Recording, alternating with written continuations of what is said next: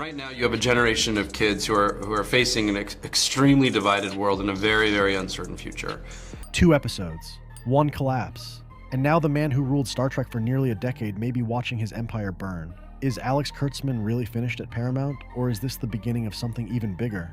I would rather eat my own face than watch Starfleet Academy. For almost 10 years, one name defined modern Star Trek. Alex Kurtzman wasn't just a producer. He was the architect, the gatekeeper, the man holding the keys to one of the most legendary science fiction franchises in television history. Starfleet Academy, my goodness, things just get worse and worse and worse for this disastrous show. Through his company, Secret Hideout, he oversaw an explosion of new content that reshaped the franchise for the streaming era. Multiple series, animated spin-offs, big-budget serialized storytelling, a full-scale revival of the final frontier. For a while, it looked unstoppable, but empires don't crumble overnight, they crack first. It all began when Star Trek needed saving.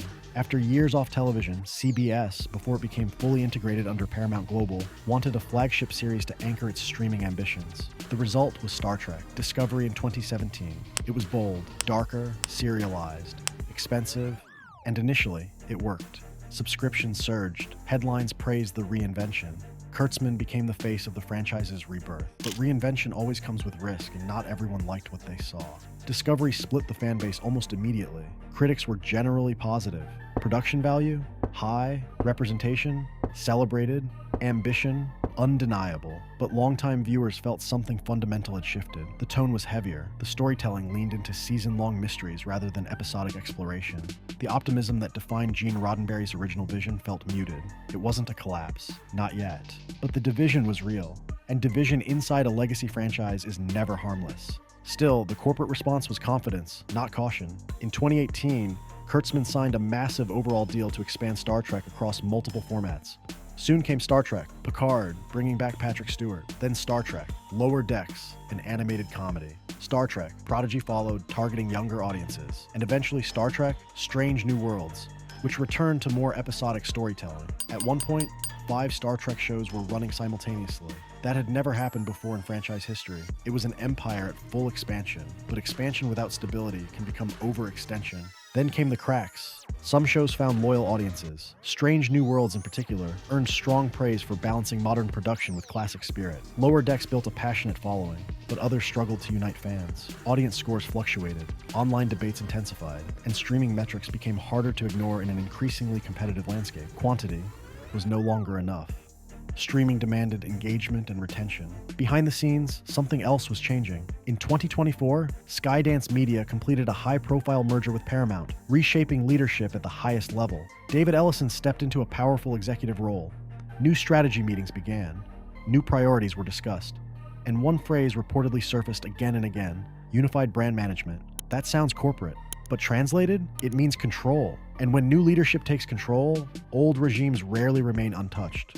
Meanwhile, Kurtzman's deal was approaching its expiration window. The timing could not have been more delicate. Because just as executives evaluated the future of Star Trek, a new project entered the spotlight, and it wasn't received the way anyone hoped. Star Trek. Starfleet Academy was designed with a clear mission: attract younger viewers. Set within a training environment centered on cadets navigating friendship, rivalry, and ambition, it represented a tonal pivot. Optimism was back. Youthful energy led the cast. On paper, it sounded strategic.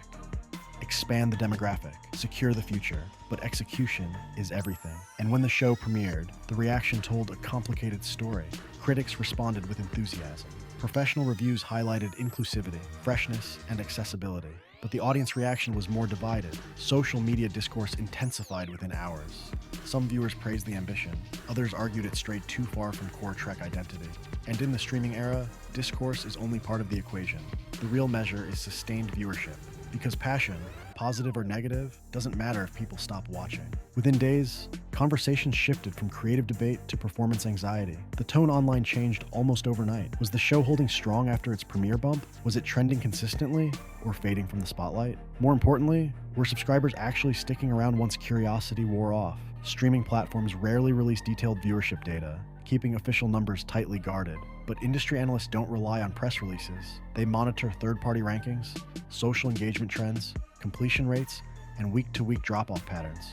And when a flagship franchise like Star Trek, Starfleet Academy struggles to dominate its own platform's conversation cycle, executives notice, not publicly, not emotionally, quietly, carefully, calculating what that trajectory means for the future. All of this unfolded while Kurtzman's contract clock continued ticking.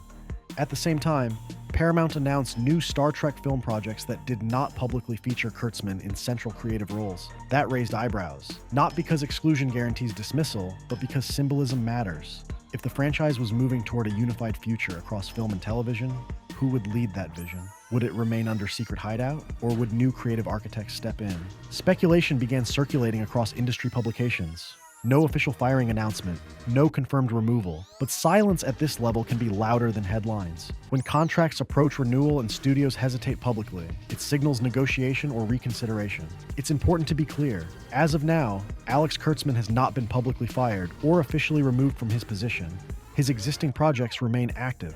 Star Trek, Starfleet Academy continues moving through development, and Star Trek, Strange New Worlds is wrapping up along its previously announced creative path. Nothing abrupt, nothing confirmed. But momentum has undeniably shifted, and in Hollywood, momentum is currency. The larger question isn't simply whether Kurtzman stays, it's what Star Trek becomes next and who ultimately shapes that future. For nearly a decade, his era defined the franchise's direction. Serialized arcs, cinematic scale, modern tone, expanded representation. It brought in new audiences. It also alienated portions of the old guard. That tension has never fully disappeared, and new corporate leadership must decide which audience holds greater long-term value or whether reconciliation is even possible. Reboots are risky, so are resets, but stagnation can be worse. If Paramount chooses new leadership after Kurtzman's contract expires, development timelines suggest a noticeable pause before fresh series appear. Television production cycles stretch years from concept to premiere. That could mean a quiet period for Star Trek, something fans haven't experienced since before Discovery's debut. A pause can heal, or it can cool interest entirely. The stakes are enormous. Yet history shows that Star Trek has survived turbulence before. From the cancellation of Star Trek, the original series, to the lukewarm reception of Star Trek V, The Final Frontier, the franchise has endured creative missteps and corporate reshuffles. Each time, reinvention followed. The question is whether this moment is another reinvention or a reckoning. Because what's unfolding isn't just about ratings or review scores flashing across aggregator sites. It's about stewardship at the highest level. It's about whether one dominant creative voice guiding a franchise for nearly a decade ultimately fortified its legacy or slowly reshaped it into something longtime fans barely recognize. Did aggressive expansion secure Star Trek's future in the streaming era? Or did releasing multiple series at once stretch the foundation too thin? When a single production banner like Secret Hideout controls nearly every corner of a universe this large, every success feels magnified, but every misstep feels seismic.